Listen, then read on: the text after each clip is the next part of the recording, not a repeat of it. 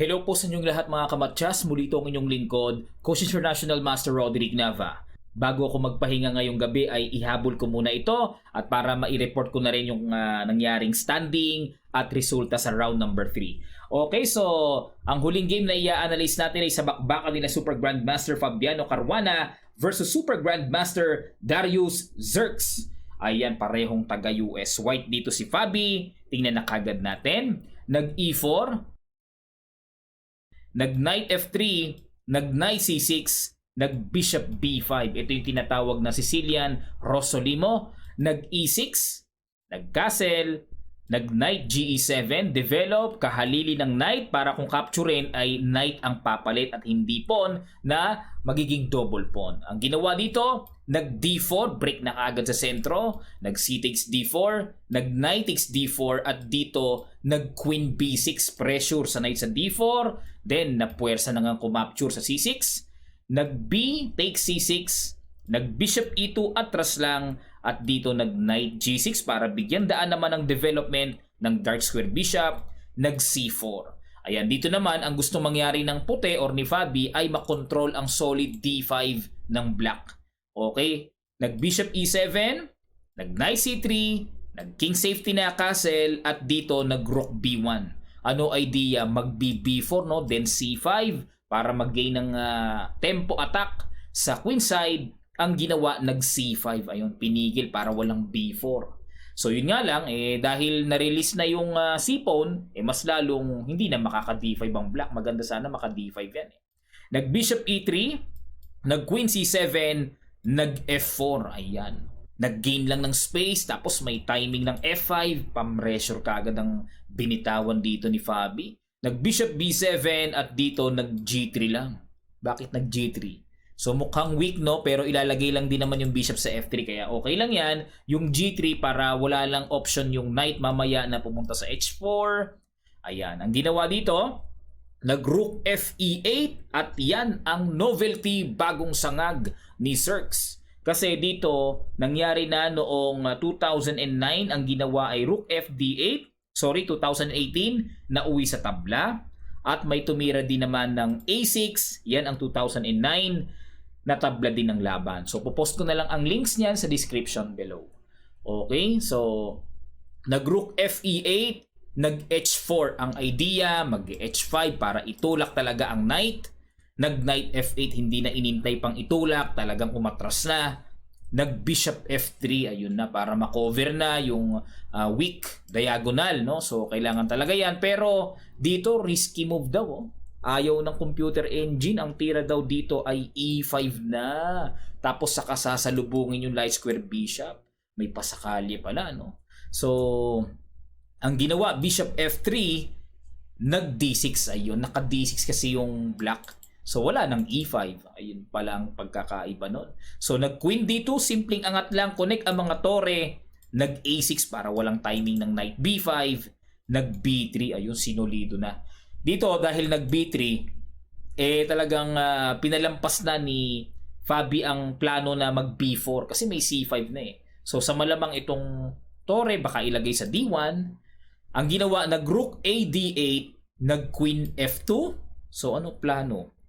Nag-Knight D7, nag-Rook B D1. Ayun, parang ma-Roxy bind ang datingan, no? May C4, then may E4. Binabind yung sentro. Ang ginawa, nag-Bishop F6, nag-Knight E2, atras lang. Nag-Knight B6, nagbabadya na mag-D5, nag-G4. Ayun, ang idea ni Fabi, mag-G5 para paatrasin naman ang Bishop ni Zerx. Mahilig magpaatras si Fabi, pero may simbolo na naman ng inaccuracy or dubious move. Ang tira daw dito na mainam ay Bishop D2. Ano idea? Pupunta sa A5 o kaya sa C3 para i-challenge ang Dark Square Bishop. Ayun. So, pero dako na tayo sa nangyari. Nag-G4, nag-D5. Isinabay na sa sentro. Pero parang bitin ng pawn sa C5, no? Ang ginawa dito, nag-G5, nakipagsabayan. Pero alamin muna natin, ang daming mga capture, no? Ano ba mangyayari pag kinapture yung pawn sa C5? May Knight D7 daw. So may tempo attack pa. Ang gagawin dito, E5. So, bishop takes e5, bishop e3, atras lang. Ang gulo pala nito, no? So, bishop e3 lang para depensa lang sa pawn sa f4, aatras daw bishop d6. Hindi pa nga kinapture to eh. G5 lang. Kasi pag kinapture nga, capture, mabibitin pala ang bishop sa d6. So, G5 lang, followed with H5, aatake pa rin sa king side. Okay, so, komplikado, no? Ayan, kapag naman kinapture kasi ito, for reference lang ha mga kamatyas. Pag kinapture kasi yan, may e takes d5, pabor yan sa black, mabubuksan ng e-file, tapos ang ganda pa rin ng d5, malakas ang pressure, no? Maganda ang datingan ng black dito. So, pangita kagad sa pormahan pa lang. Kaya ang ginawa ni Fabi, nag G5, ang ginawa, nag Bishop E7. Ayun, bahagyang umangat ang evaluation bar. Ang tira lang daw para manatiling equal ay D takes E4 para, ayan, nakadikit sa bishop. Then, ito binigay na continuation, aatras lang daw kasi pag kumapture may sabay eh. So, Bishop G2, Rook takes D1, Rook takes D1, Rook D8. Ayan, then Rook takes D8, Bishop takes D8, Knight G3. Ayun, atakihin lang daw yung pawn sa E4 and F5. And pasan capture, Bishop takes F6, Knight takes E4, Knight D7. Slightly better lang daw ang puti. Daming bitin, no? Diba? Nakaka-pressure yung H4. May pressure din sa Knight. May pressure sa C5. Grabe. Weak ang pawn sa E6. Kaya slightly better lang ng kaunti ang puti. Ayun, no? Dami talagang dapat na ma-realize sa pag-a-analyze lalo na sa middle game. Ayan, so G5, yun nga lang ang ginawa, umatras kaagad si Cirques, then nag F5 na. Ayan, talagang grabe, tuloy-tuloy pa lang atake na yan. Ang ginawa dito, nag E takes F5, inaccuracy daw. So ang tira daw dito ay Bishop D6 lang. Grabe, no? Parang hindi kasi maiisip eh, no? Bishop D6 lang, parang nakaka-pressure. May mga G6, may F6, no? Pero yan daw ang accurate. Bishop D6 lang. So pag kumapture, capture, okay lang. Tapos mamaya, Rook F8, no? Eh, ang ganda ng D5. Ayun. Pero pag F5, kinapture, E takes F5, nag-Bishop F4 muna, in between. Move in, atake muna ang Queen. Bishop D6, tinapatan. Capture, then E takes D5. Ayun. Ang tibay nga naman ng D5. Barado yung bishop, yung knight, wala ring magawa. Ang ginawa, nag-knight D7 para ilipat naman yung knight sa E5 dahil wala talagang ginagawa sa B6 yung knight. So, nag-bishop G2, nag-bishop C8. So, hindi pa pwedeng capturein kasi nakabitin pa yung knight, no? Ang ginawa, nag-knight F4, nag-knight E5. Ayun. Question mark. Bad move ulit. Kasi ang tira daw dito ay G6.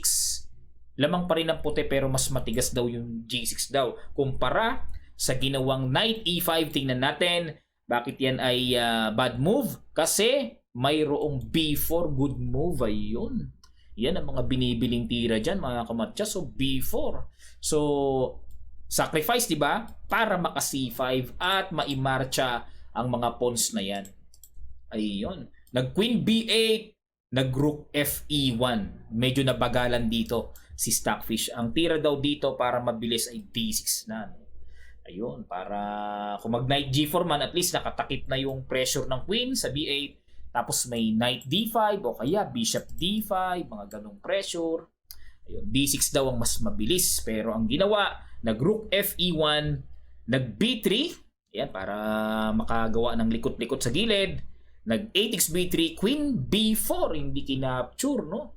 Queen B4 pumreno lang. Ang ginawa, nag-Rook E2. Ayun, nabagalan ulit.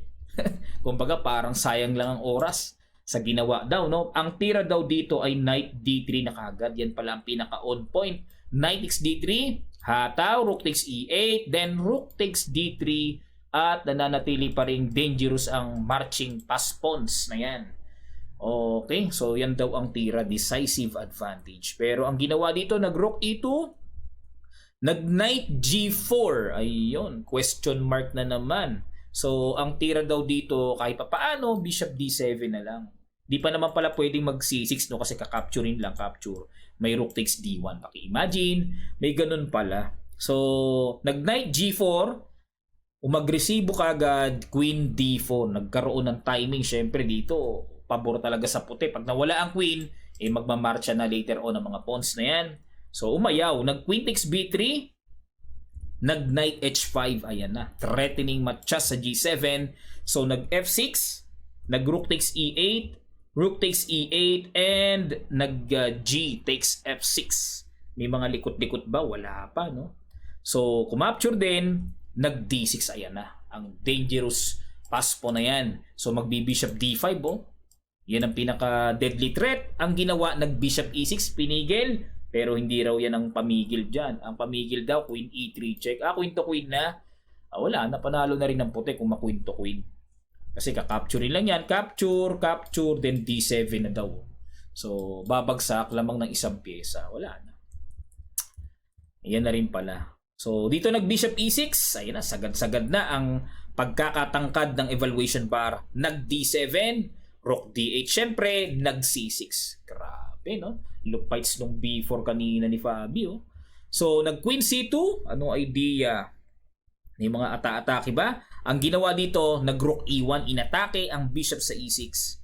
Nag-king F7, nag-knight F4, inatake uli ang bishop sa E6. Nag-bishop B3, at dito, talagang may malupites na pinitawan dito si Fabi. Tuloy-tuloy ang pag-execute. Ano kaya yung malakas na tira na yon? Bigyan ko kayo ng kaunting segundo para ma-post. At sa ilang sandali lamang ay tutuloy na kagad natin.